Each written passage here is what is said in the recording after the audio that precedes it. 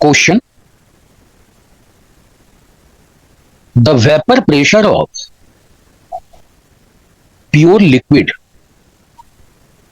P and Q are 60 and 80 torr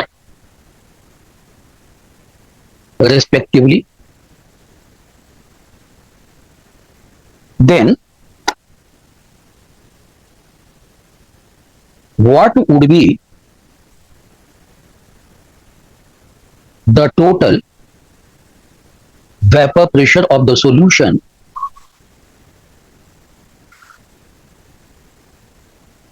obtained by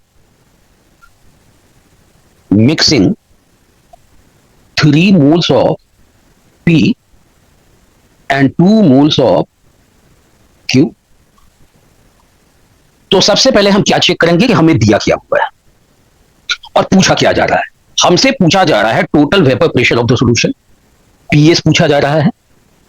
तो PS किसके बराबर होगा? तो पी और क्यू का जो पार्शियल प्रेशर है उसकी वजह बराबर होगा, पीपी प्लस पीक्यू के बराबर होगा। अब यहां पर प्योर सॉल्वेंट का वेपर प्रेशर दिया हुआ है, तो ये पीपी किसके बराबर होगा? PP not into XP plus PQ not into XQ. अब आ गया हमारा फॉर्मूला, जो हमें चाहिए वो आ गया। पीएस हमें निकालना है। अब हमें पीपी नॉट दिया हुआ है, कितना दिया हुआ है? 60 टॉर। पीक्यू नॉट दिया हुआ है 80 टॉर। अब मोल फ्रैक्शन ऑफ पी और mole fraction of X Q, तो number of mole of P और number of mole of Q दिया हुआ है। Number of mole of P 3 mole, number of mole of Q 2 mole. तो हमें तो चाहिए एक्सपी, है ना? तो एक्सपी क्या हो जाएगा? एनपी कितना है? 3 मोल अपॉन 3 प्लस 2, यानी कि 3/5, है ना, यानी कि 0.6। अभी हम लोग रहने दे 3.3/5 ही लिखते हैं। अब एक्स क्यू कितना हो जाएगा? 2/5। चलिए, तो P S equal to PP not 60 into 3/5 plus 80 into 2/5। तो ये 12 से गया, ये 16 से गया, तो 36 प्लस 32, तो P S equal to 68 torr हमारा आंसर आ गया। चलिए, अब हम लोग एक क्वेश्चन करते हैं, जहां पर क्वेश्चन पूछा जाता है कि वेपर फेज में मोल फ्रैक्शन क्या है।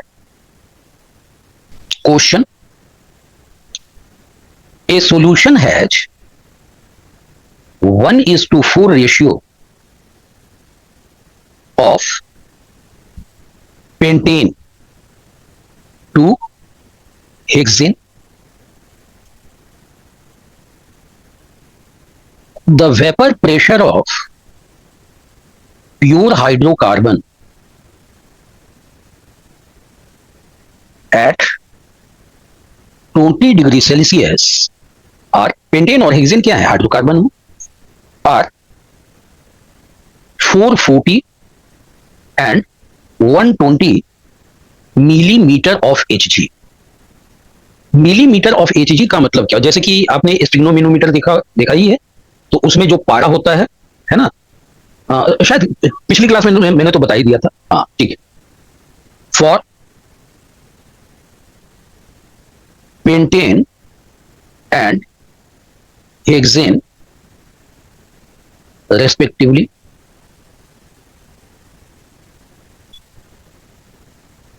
find mole fraction of pentane in vapor phase।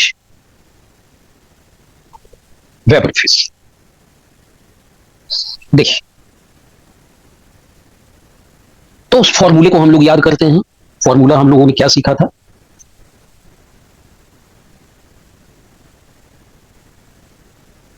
जैसे कि पेंटेन है ना, पेंटेन, तो मैं पेंटेन को C5H12 लिखता हूं।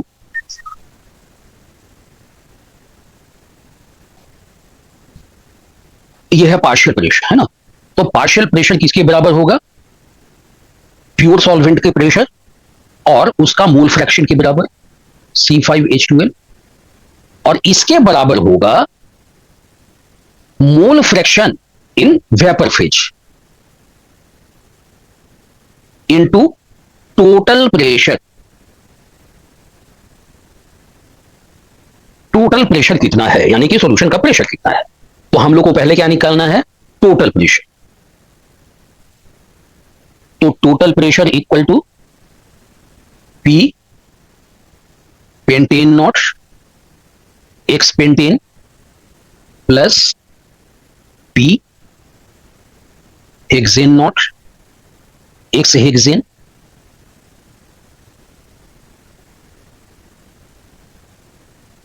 ये कितना है? 440 मोल फ्रैक्शन।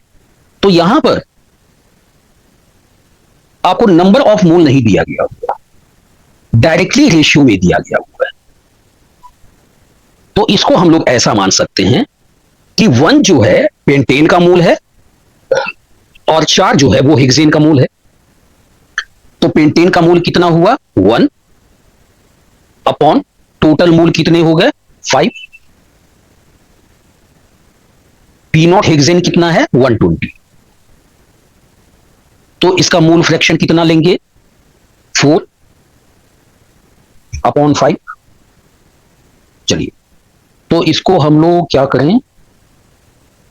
5 88 से चला गया, ये 24 से चला गया, तो 88 plus 88 plus 96 equal to 184। Total आ गया 184। अब इस फॉर्मूले के आधार पर हम लोग C5H12 mole fraction in vapour phase निकाल रहे हैं। तो ये कितना है? 440 इंटू 1/5, 1/5 और PT, है ना। तो वो भी नीचे आ जाएगा 184। तो इसको हम लोग कैलकुलेट करके 88 हो गया, 88 अपॉन 184। चलिए मैन्युअली कैलकुलेट करके मुझे जल्दी से बताइए। तो देखिए, जल्दी का मतलब ये नहीं कि हम लोग सुपर फास्ट पहले वो कर ले, मतलब कि इत्मीनान से कीजिए और धीरे धीरे अपनी स्पीड को बढ़ाइए। तब तो मैं भी कैलकुलेट करके देखता हूं कि कितना आना चाहिए।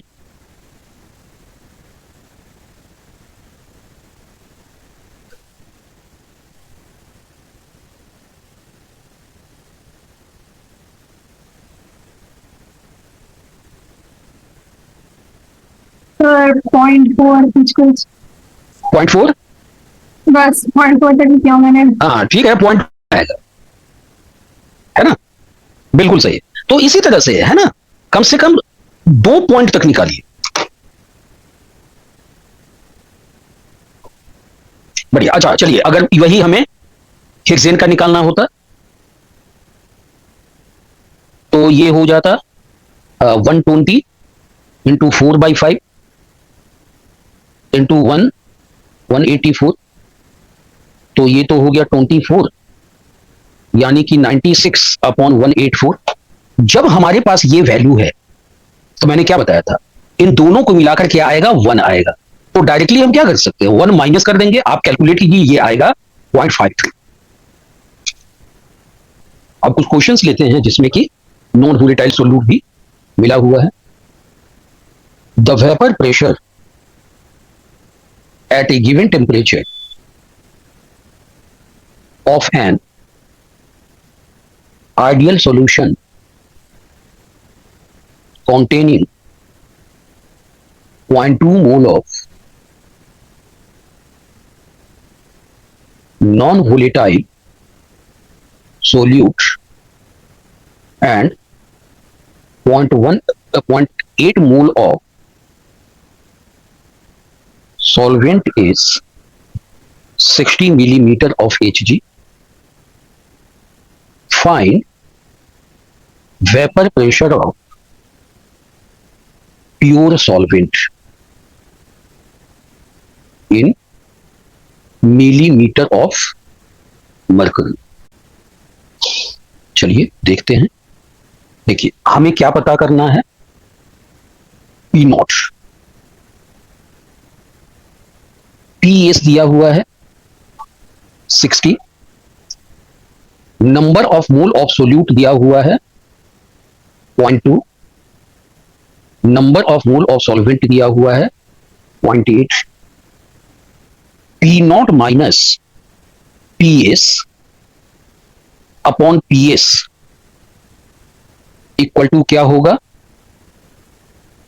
N B upon N A. देखिए यहां पर मैंने पहले ही बताया हुआ है। अब अगर हमें पी नॉट का पता होता तो हम नीचे पी नॉट ले लेते तो ठीक रहता, लेकिन यहां पर दिक्कत हो जाएगी, ज्यादा कैलकुलेशन हो जाएगा, तो हम लोगों ने डायरेक्टली ये कर लिया। पी नॉट तो हमें पता ही करना है और ये दिया हुआ है 60 अपॉन 60, ये हो गया 2/8, तो P naught minus 60 equal to 2/8 into 60, 4, 15, तो पी नॉट इक्वल टू हो गया 15 plus 60 that is 75 millimetre of Hg। चलिए एक और क्वेश्चन लेते हैं। वेपर प्रेशर ऑफ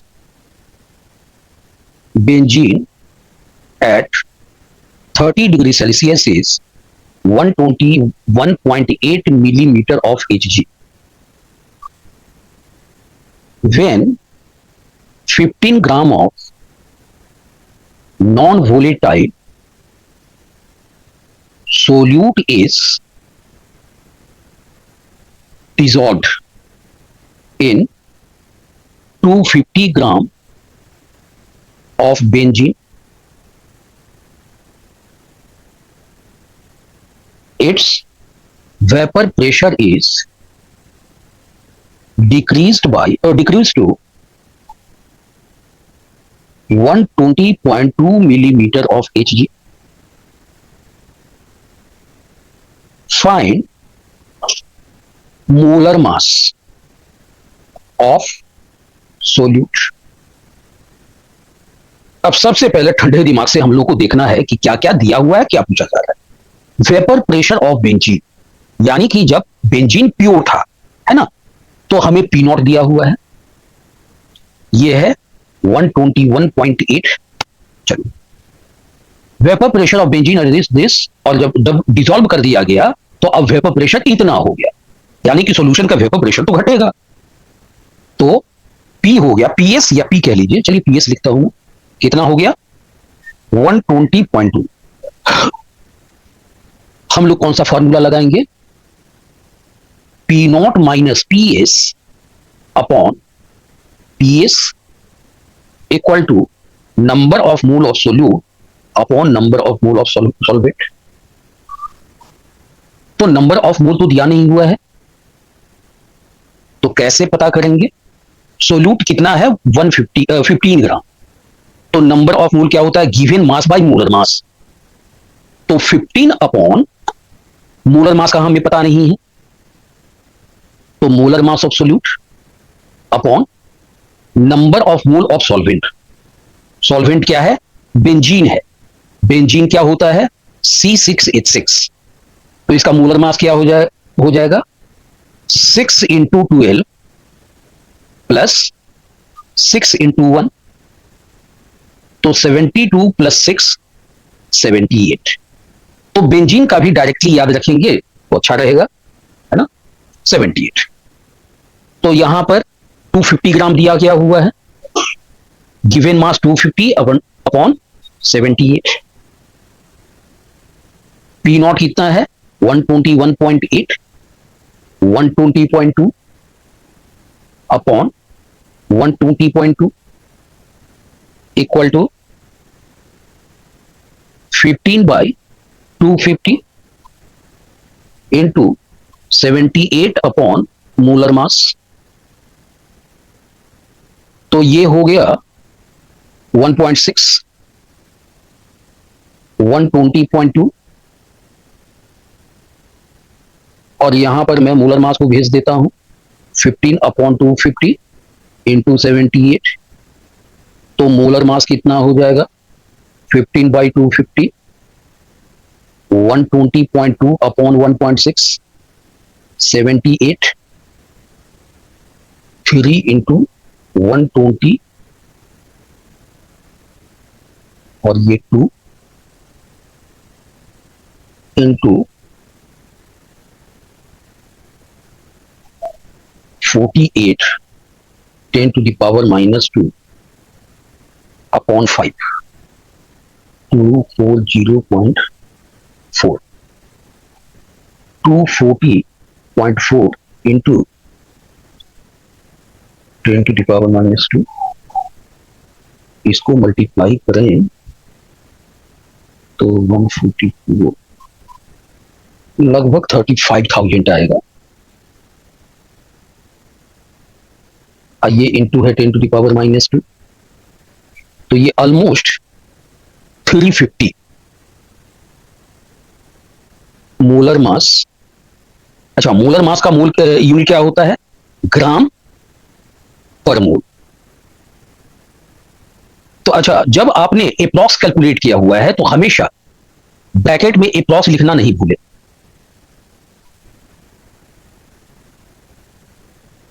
क्वेश्चन है if vapor pressure of the solution of glucose in water is 750 millimeter of Hg at 373 Kelvin, then find mole fraction of glucose, molarity of the solution। Mole fraction निकालना है, molality निकालना है। Total pressure यानी pressure of the solution दिया हुआ है 750 mm of Hg, PA not, क्योंकि glucose का तो प्रेशर होगा नहीं तो पी नॉट का मतलब हो गया पीए नॉट सॉल्वेंट का। अच्छा, एक चीज अब यहां पर ध्यान दीजिए, वेपर प्रेशर है ना मैक्सिमम जो होता है प्योर वाले स्टेट में क्या होगा 760 मिलीमीटर ऑफ Hg। क्यों? क्योंकि यही इतनी ही वैल्यू होती है 1 एटमॉस्फेरिक प्रेशर। तो इसको याद रखिए कि अगर प्योर सॉल्वेंट है ना, तो उसका जो मैक्सिमम वेपर प्रेशर जाएगा वो कितना जाएगा 760 मिलीमीटर ऑफ Hg। कब जाएगा? जब वो अपने बॉइलिंग पॉइंट पर है ना। वाटर जो है 100 डिग्री सेल्सियस पर उसका वेपर प्रेशर एटमॉस्फेरिक प्रेशर के बराबर हो जाता है। तो एटमॉस्फेरिक प्रेशर कितना होता है 760 मिलीमीटर ऑफ Hg। अब Pt इक्वल टू क्या है P not into mole fraction of solvent. A भी लिख देते हैं, ये कितना है 750 इक्वल टू 760 और एक्स ए हमें पता ही नहीं, तो एक्स ए हो जाएगा 750 upon 760, 75 upon 76। X A plus X B is 1, तो एक्स बी कितने के बराबर हो जाएगा 1 माइनस एक्स ए, 1 माइनस 75 अपॉन 76, तो 76 माइनस 75 1, अपॉन 76। अब हम लोग मोलिलिटी निकालते हैं। Molality equal to number of mole of solute upon weight of solvent in kilogram. Okay okay, देखिए अगर ये नहीं दिया हुआ है तो हम ऐसे कर सकते हैं, number of mole of solute upon weight of solvent, ये मान लिया कि ग्राम में है तो हमने 1000 से डिवाइड कर दिया और हम क्या कर देते हैं, molar mass of solvent upon molar mass of solvent. अब ये क्या हो गया, गिवन मास ऑफ सॉल्वेंट और मोलर मास ऑफ सॉल्वेंट, ये क्या हो गया, number of mole of solvent. Given mass of solvent, molar mass of solvent क्या होता है, number of mole of solvent into 1000 upon molar mass of solvent. चलिए अब मोलिलिटी क्या होता है, number of mole upon mass of solvent in kilogram. तो मास of solvent नहीं दिया गया हुआ है तो मैंने एक दूसरा तरीका निकाला। गिवन मास ऑफ सॉल्वेंट है, अगर मैं इसको मोलर मास ऑफ सॉल्वेंट से मल्टीप्लाई भी करूं और डिवाइड भी करूं तब तो कोई फर्क नहीं पड़ता है ना। तो अब क्या हो गया, गिवन मास और मोलर मास इक्वल टू क्या हो जाएगा, number of mole of solvent, जो कि Na आ गया, यहां लिख भी दीजिए Na equal to WA by MA, जो कि यहां पर हमने यूज किया। XA कितना है, 75 अपॉन 76। XB कितना है, 1/76। तो XB upon XA equal to NB upon NA होता है। कैसे होता है जरा देख लीजिए, NB upon NA plus NB upon NA divided by NA plus NB, NB upon NA plus NB into NA plus NB upon NA। तो ये कैंसिल्ड आउट हो गया, तो XB अपॉन XA कितने के बराबर हो गया, NB अपॉन NA।